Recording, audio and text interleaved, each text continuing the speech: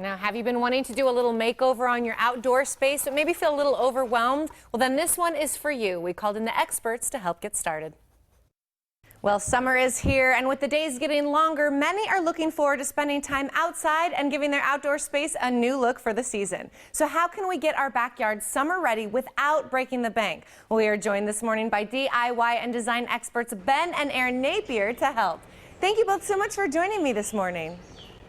Hey, good morning. Thank you for having us. It's my pleasure. So we're going to start out in our backyard. You actually have some things that we can do they're not going to break the bank. We can actually afford to do these. Yes. Yeah, absolutely. You look right here where we're at. We lined this flower bed with some bricks, and we've got some perennials here that Erin planted, some 4 o'clocks that she dug up in her grandmother's yard. So these are projects that anybody can do. Yeah, anybody can do them, and perennials last. And they come back every year when they give that little bit of color to your yard, and with low maintenance. That's the issue, low maintenance, because time is money these days. Listen, you are speaking to the right person over here. Now, I'm that girl that always tries to have that perfect garden, but within the first week I fail. So any kind of 2016 gardening trends that are going on right now we should know about?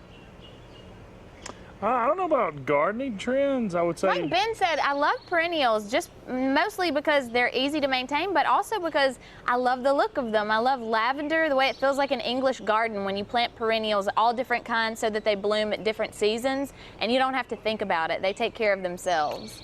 I love that. So again, I usually fail in the gardening department. So where is it that people are usually making those mistakes?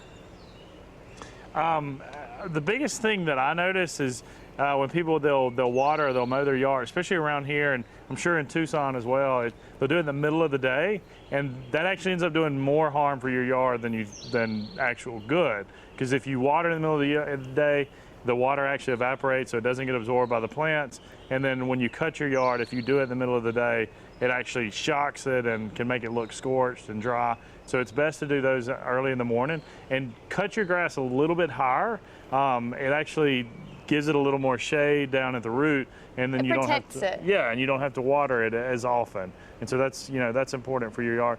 And then as far as your plants, be sure and think about, just because it looks good on the internet or you've seen it in a magazine doesn't mean it'll work where you live. So think about things that do well in your area and then plant them in specific parts of the yard where they'll do their best, because sunlight matters. It does. Like, I love hydrangeas, but they don't necessarily love every place I've tried to plant them in my yard.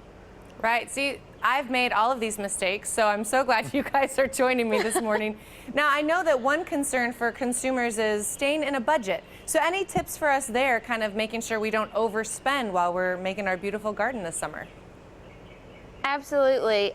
Always try to do as much as you can by yourself. Call in the experts when you've got some real issues with plumbing and electrical. Sometimes it's best to call the experts, but for stuff in your yard, always just go to the local home improvement store, use your Bank America Cash Rewards card, and you'll get back money for everything that you buy. And especially in the summer, you're going on road trips and buying a lot of gas.